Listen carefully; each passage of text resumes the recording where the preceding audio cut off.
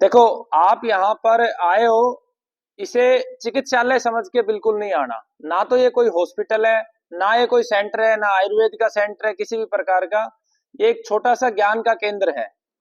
और इस ज्ञान के केंद्र का एक ही उद्देश्य है, जो अमर बलिदानी भाई राजीव दीक्षित जी ने जो दीपक जलाया था ज्ञान का, कि उसके प्रकाश से सबको ज्ञान मिले, और ज्ञान ही हर समस्या का समाधान है। जैसे जैसे हम हमारे जीवन से अज्ञानता को मिटाते हैं, वैसे वैसे हम आगे बढ़ते जाते हैं।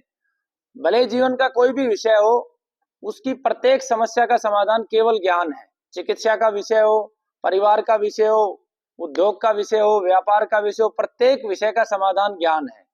तो यहाँ भी केवल और केवल हमारा उद्देश्य इतना है कि आप लोगों को ज्ञान मिले। इस गुरुकुल के प्रारंभिक काल में हमने कभी किसी को औषधि नहीं दी, लोगों को वर्बली ही समझाया, घर घर जाके समझाया। लेकिन जब उन लोगों ने उसकी प्रामाणिकता को नहीं समझा, तब यहाँ पर हम लोगों ने प्रयास किया कि उनको निःशुल्क औषधियां दी जाए। हमारा जो मानसिक लेवल वर्तमान परिस्थिति में भारत में सदैव परंपरा रही है हमारी सनातन धर्म संस्कृति की, कि यहाँ पर ज्ञान और चिकित्सा सदैव निःशुल्क रही है। लेकिन आज हमारा, क्योंकि मानस जो है वो पश्चिमी संस्कृति का हो गया है 50% से ज्यादा, तो उसको समझाने के लिए जब निःशुल्क दवा दी तो काम नहीं किया, तो उसके बाद इसका शुल्क रखा गया। पहले इसे श्रम शुल्क के आधार पर दिया गया, फिर इसके अंदर 3 डिवीजन बनाई गई कि आपको, अगर आपके पास पैसा नहीं है तो आप श्रम शुल्क दो, यहाँ पे काम करो, और निःशुल्क दवा ले जाओ। जिनके घर पे कोई काम करने वाला नहीं है, वो गंगा जल हाथ में लो, संकल्प लो, और फ्री दवा ले जाओ। बाकी सबको हम दवा बनाना सिखाते हैं। जो असमर्थ है, जो नहीं कर पाते, वो औषधि देके और उसका मूल्य देके लेके जा सकते हैं। आज अगर दुनिया में तेजी से अगर बीमारियां बढ़ रही हैं, तो उसका कारण, सबसे बड़ा अगर कारण है तो वो हॉस्पिटल है। हॉस्पिटल से बड़ा कारण बीमारियों को बढ़ाने वाला नहीं है। उसका कारण है, उसका कारण ये, भले हॉस्पिटल किसी भी पैथी का हो, चाहे एलोपैथी का हो, चाहे आयुर्वेद का हो, चाहे यूनानी का हो, उसका मूल कारण है, भगत सिंह जी ने एक बात बोली थी कि पूंजीवाद सारी संसार की समस्याओं का जो है मूल है। आज चिकित्सा के अंदर पूंजीवाद घुस गया है, कि चिकित्सा को पैसे से जोड़ दिया गया है। और पैसे से जोड़ने वाले बड़े बड़े उद्योगपति आप देखोगे, एक ही व्यक्ति के सारे प्रकल्प होते हैं। दवा बनाने का काम भी उसी का है, टेलीविजन के मीडिया को मैनेजमेंट का काम भी उसी का है, आप सबको मानसिक रूप से कंट्रोल करने का काम भी उसी का है। तो जब तक आप पूरे जड़ को नहीं समझोगे, उससे पहले आप निरोगी नहीं हो सकते हो। और आने वाला जो दृश्य है भारत का और पूरे विश्व का, वो इतना खतरनाक है कि उसकी कल्पना करके मेरी नींद उड़ जाती है। हर घर के अंदर 2 से 3 कैंसर रोगी होने, और इसे कोई नहीं रोक सकता। और अगर केवल कोई रोक सकता है तो वो ज्ञान है। तो कैंसर कोई ऐसे हो नहीं रहा है कि आप स्वतः हो रहा है। कैंसर एक पूरी योजना के तहत आप लोगों को दिया जा रहा है। जब तक उस योजना की जड़ तक आप नहीं जाओगे, तब तक आप इस बीमारी से मुक्त नहीं हो सकते हो। और ये ऐसी बीमारी नहीं है कि आपने दवा ली और ठीक हो गई। ये एक ऐसी बीमारी है जो एक बार ठीक होती है, फिर बार बार होती है, बार बार होती है। इसलिए मेरी प्रार्थना सभी रोगियों से, जो ठीक हो चुके हैं गुरुकुल से, उनसे भी मैं प्रार्थना करता रहता हूँ कि आप पालन करें नियमों का, जो भी आपको बताते हैं उनका पालन करें। हमारी जो ये चिकित्सा पत्ती है, जीवन चिकित्सा पत्ती, जो जेल के अंदर मैंने लिखी थी, उस चिकित्सा पत्ती का सार 75% जो हिस्सा है, उसमें दवा लेने की आवश्यकता ही नहीं है। वो आपकी जो अंतर आत्मा में जो परिवर्तन लेके आएंगे, वो काम करेगा। दुनिया की कोई दवा किसी को ठीक नहीं करती है। हमारे शरीर को 2 हिस्सों में आप समझो, एक हिस्सा सूक्ष्म शरीर है और दूसरा स्थूल शरीर है। तो सूक्ष्म शरीर किसे कहते हैं, मैं आपकी भाषा में समझाने का प्रयास करता हूं। जैसे आपका शरीर ऐसा का ऐसा रहता है, और मृत्यु के बाद आपका ना हाथ हिलता है, ना आंख चलती है, कुछ नहीं चलता है, बट शरीर रहता है। तो जो चला गया वो सूक्ष्म शरीर था, और जो रह गया वो स्थूल शरीर है। तो हमारी दवा मात्र 25% स्थूल शरीर पे काम करती है और 75% करती है सूक्ष्म शरीर पे। अब सूक्ष्म शरीर का विज्ञान क्या है? सूक्ष्म शरीर का विज्ञान ये कहता है कि आप जो है पवित्र हो जाओ, आप चरित्रवान हो जाओ, आप अपने चित्त के साथ हो जाओ। चित्त यानी कि आपके अंदर जो चल रहा है, आपकी आत्मा में जो बात है, वो आपकी वाणी पे होना चाहिए। आपके अंदर लाग लपेट नहीं होनी चाहिए, आपके अंदर ईर्ष्या नहीं होनी चाहिए, आपके अंदर द्वेष नहीं होना चाहिए, आपके अंदर छल कपट नहीं होना चाहिए। मैं बहुत सारे रोगियों को यहाँ पे देखता हूँ, वो प्रयास करके इधर से उधर से मोबाइल पे फोन करके, किसी ड्राइवर को फोन करके, किसी यहाँ कर्मचारी को फोन करके अपना नंबर लिखवा लेते हैं। मैं हालांकि पूरा प्रयास करता हूँ कि ऐसा ना हो, लेकिन करते हैं। तो इस तरीके का जो छोटा सा मैंने उदाहरण दिया है कि जिनके मन में छल कपट है, जिनके अंदर पवित्रता नहीं है, वो उम्मीद ना करे कि यहां से वो कभी ठीक होंगे। पहला सार है चरित्रवान होना है, पवित्र होना है। और चरित्रवान का सारांश ये नहीं है, मैं बार बार समझाता हूं, चरित्र का अर्थ है कि आपको अपने चित्त के साथ स्थित होना है। जो आपके अंदर चल रहा है वो आपकी वाणी पे आना चाहिए। कुछ अपवाद होते हैं, जैसे एक चिकित्सक का धर्म होता है कि अपने रोगी का हौसला बढ़ाना है, उसके अंदर ये चल जाता है कि ये ठीक नहीं हो सकता, फिर भी उसे बोलना होता है। वो ऐसे अपवाद जिसमें आपका स्वार्थ ना हो, ऐसे आप चित्त से विरुद्ध भी जा सकते हो जहां आपका स्वार्थ ना हो। जब आपका स्वार्थ हो, जैसे एक व्यक्ति आया कि जी मेरे घर में बड़ी इमरजेंसी है, शादी है, और वो मेरे को आके कहे और शादी है नहीं, तो ये क्या हो गया? उसका स्वार्थ हो गया। या कोई बोले जी मेरी ट्रेन निकल जाएगी और ट्रेन निकलनी नहीं है, ये उसका स्वार्थ हो गया। लेकिन जहां स्वार्थ ना हो, परमार्थ के लिए आप चित्त से विरुद्ध जाकर भी बात कर सकते हो, बोल सकते हो। ठीक है, तो पहला जो नियम है, आपको चरित्रवान होना है, अपने चित्त के साथ रहना है। दूसरा नियम है प्रेम। इस संसार की प्रेम सबसे बड़ी शक्ति है, सबसे प्रेम करो। और प्रेम को लेके हमारी जो अवधारणा है वो बहुत सीमित हो गई है। टेलीविजन देख देख के हमें ये लगने लगा है कि प्रेम का अर्थ यही होता है कि लड़का लड़की का प्रेम, या जो शादी करते हैं वही प्रेम है। प्रेम बहुत विस्तृत है। प्रेम एक भावना है, आपका सद्भाव है। प्रेम आप पेड़ों से भी कर सकते हो, कुत्तों से भी कर सकते हो, जीवों से भी, गाय से भी, सबसे कर सकते हो। जो व्यक्ति जितना प्रबल प्रेम जिसके अंदर है, वो इतना शक्तिशाली इस ब्रह्मांड में रहा है। और प्रेम सबसे बड़ी शक्ति है। दूसरा सार कि आपको ईर्ष्या नहीं करनी है। आपके अंदर इतना सामर्थ्य हो कि कोई व्यक्ति आपके साथ बुरे से बुरा व्यवहार कर जाए, उसको भी आप तुरंत माफ करने का सामर्थ्य हो। जैसे जिन लोगों ने मेरे खिलाफ षड्यंत्र किया, मुझे जेल में डाला, मुझे एक पल भी नहीं लगा, मुझे आज तक, मैं हमेशा यही सोचता हूँ परमात्मा उनको सद्बुद्धि दे, सदमार्ग पे जाए। कभी ईर्ष्या मैंने अपने अंदर पैदा नहीं करी। तो क्योंकि ये इसका पूरा साइंटिफिक रीजन है।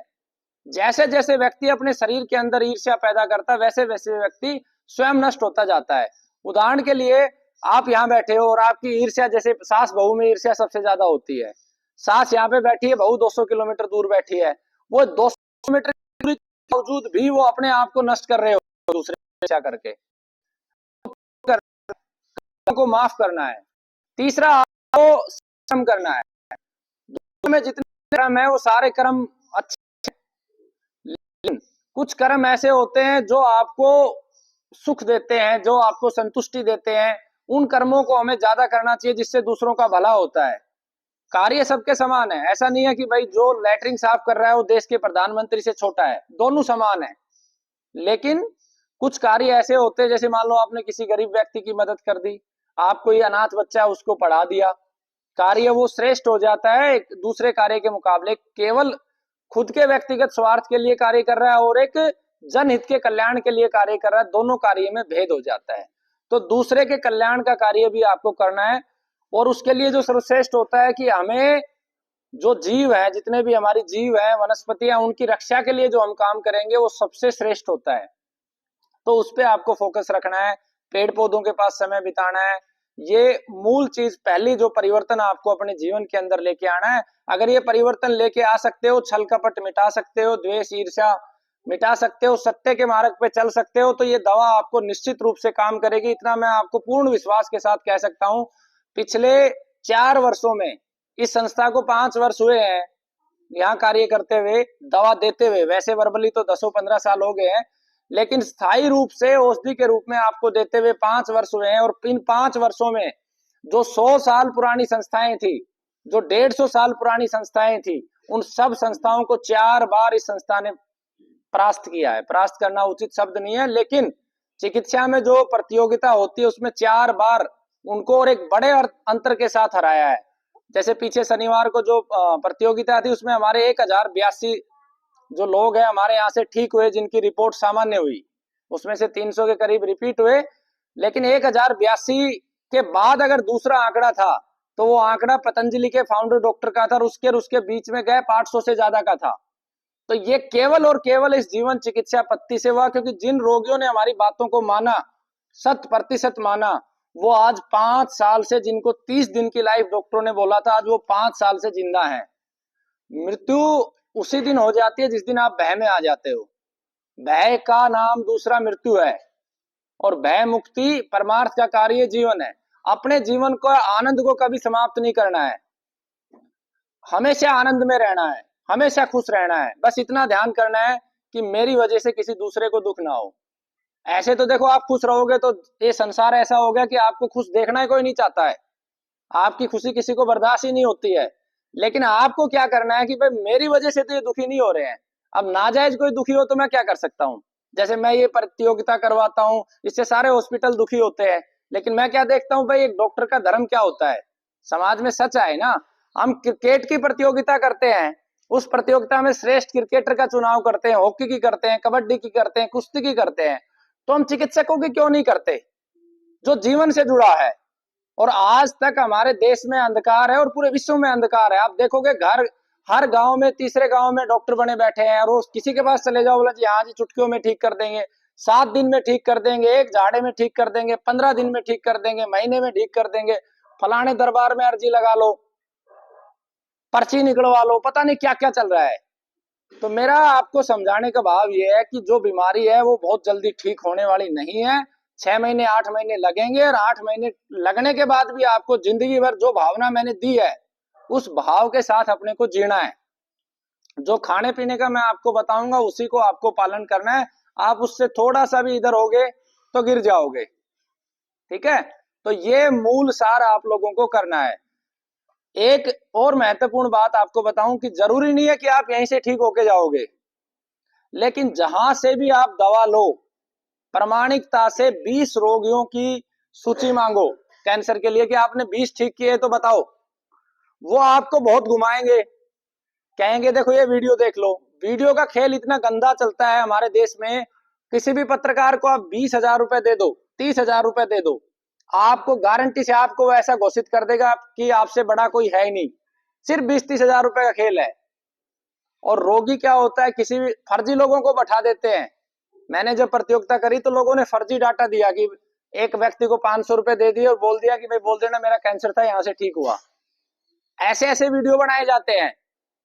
तो वो आपकी अपनी बुद्धि का इस्तेमाल करना है। तो उसका हमने तोड़ निकाला कि भाई ठीक है आपका ठीक हुआ है तो लाओ, तो आपकी मामी का नंबर दो, आपकी बुआ का नंबर दो, आपके फूफा का नंबर दो, आपके जीजे का नंबर दो, आपका साले का नंबर दो, एक साथ 6 जगह फोन लगा दो, अपने आप पता चल जाएगा उसको कैंसर था या नहीं था। तो आपको अपने मस्तिष्क की चेतना को श्रेष्ठ उस पर लेके जाना है, आपको जागृत होना पड़ेगा, तब दुनिया से ये बीमारी हारेगी, नहीं तो नहीं हारने वाली है, ठीक है। तो यहाँ भले ही परिणाम ना भी आए, जहां भी जाओ इसको एक आप मापदंड बना लो अपने जीवन में।